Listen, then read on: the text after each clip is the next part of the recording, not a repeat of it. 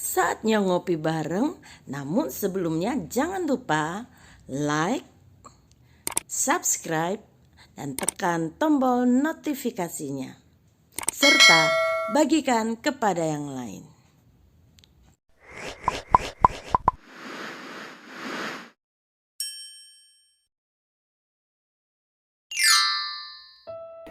Mengasihi Tuhan dengan segenap kekuatan.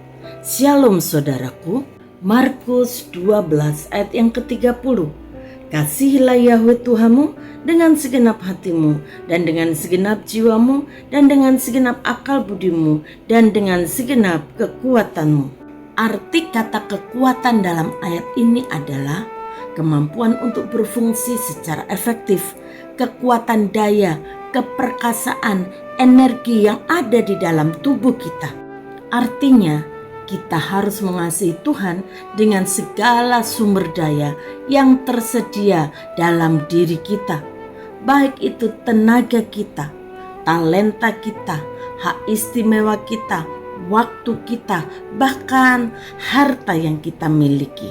Kita harus ingat bahwa kesehatan kita, talenta, dan semua kemampuan yang ada di dalam diri kita adalah pemberian Tuhan. Rasul Paulus mengingatkan di dalam 1 Korintus 4 ayat yang ke-7b. Dan apakah yang engkau punyai yang tidak engkau terima? Mengasihi Tuhan dengan segenap tenaga kita, dengan segenap kemampuan kita, dengan segenap karunia kita, talenta kita, berarti kita melayani Tuhan dalam bentuk pelayanan. Ini adalah cara untuk mengungkapkan cinta kita kepadanya. Itu artinya kita tidak menahan sedikit pun dari seluruh kekuatan dan kemampuan kita ketika kita menunjukkan kasih kita kepada Tuhan. Kita akan menggunakan seluruh energi kita, kekuatan kita, tenaga kita, kemampuan kita, karunia yang ada pada kita melalui setiap aktivitas kita untuk menyenangkan hati Tuhan, memanfaatkan semua yang ada pada kita sebaik-baiknya hanya untuk Tuhan. Kita mengasihi Tuhan dengan segenap kekuatan kita, dengan segenap keberadaan kita, dengan segenap talenta dan tenaga yang kita miliki.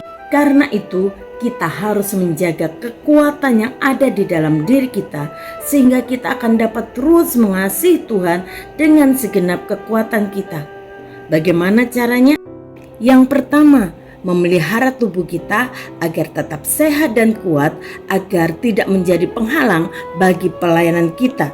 Karena itu Rasul Yohanes berkata, "Saudaraku yang kekasih, aku berdoa semoga engkau baik-baik dan sehat-sehat saja dalam segala sesuatu, sama seperti jiwamu baik-baik saja."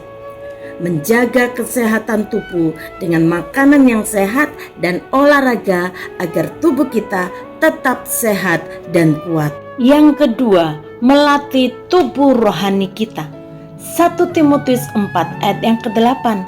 Latihan badani terbatas gunanya, tetapi ibadah itu berguna dalam segala hal karena mengandung janji baik untuk hidup ini maupun untuk hidup yang akan datang. Yang ketiga, menjaga agar tubuh kita tidak dicemarkan oleh dosa.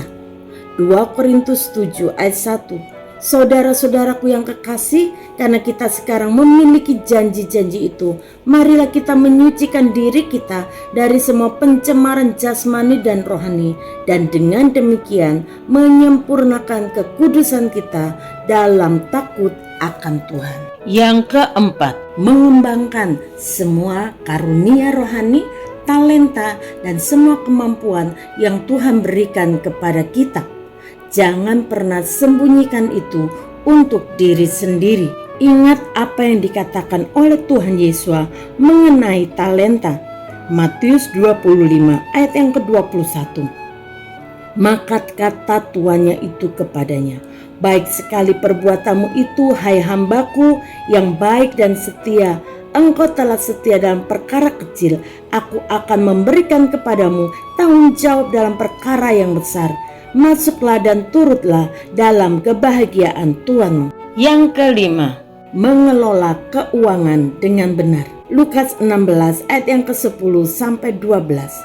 Barang siapa setia dalam perkara-perkara kecil, ia setia juga dalam perkara-perkara besar. Dan barang siapa tidak benar dalam perkara-perkara kecil, ia tidak benar juga dalam perkara-perkara besar. Jadi, jikalau kamu tidak setia dalam hal mamon yang tidak jujur, siapakah yang akan mempercayakan kepadamu harta sesungguhnya?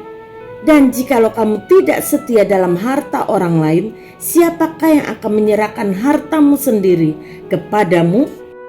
Saudara, ketika kita menggunakan energi, tenaga yang ada dalam diri kita, talenta, kemampuan, karunia rohani dan kekayaan kita dalam pelayanan, dalam pekerjaan, dan dalam hubungan kita dengan orang lain, kita dapat melakukannya dengan motivasi yang benar atau salah, yaitu kita mencari kemuliaan bagi diri kita sendiri atau mencari kemuliaan untuk Tuhan. Ketika motivasi kita adalah untuk mencari kemuliaan bagi diri kita sendiri, berarti kita belum mengasihi Tuhan dengan segenap kekuatan kita. Kalau kita ingin mengasihi Tuhan dengan segenap kekuatan kita, maka apapun yang kita lakukan, kita harus mencari kemuliaan untuk Tuhan.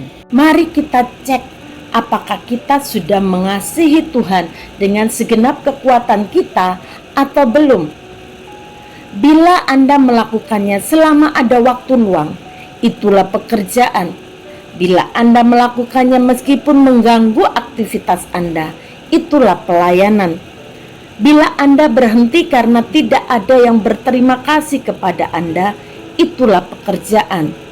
Bila Anda terus bekerja walaupun tidak pernah dikenal siapapun, itulah pelayanan. Bila Anda melakukannya untuk diri sendiri, itulah pekerjaan.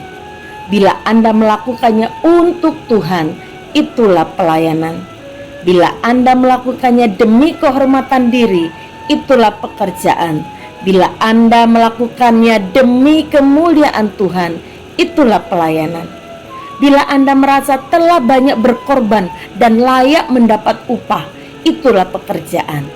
Bila Anda terus merasa belum cukup melakukan apa-apa dan terus ingin melakukan lebih lagi, itulah pelayanan. Bapa, kami bersyukur kepadamu untuk kekuatan, untuk kesehatan, untuk talenta, karunia rohani, kemampuan, bahkan harta yang Tuhan berikan kepada kami.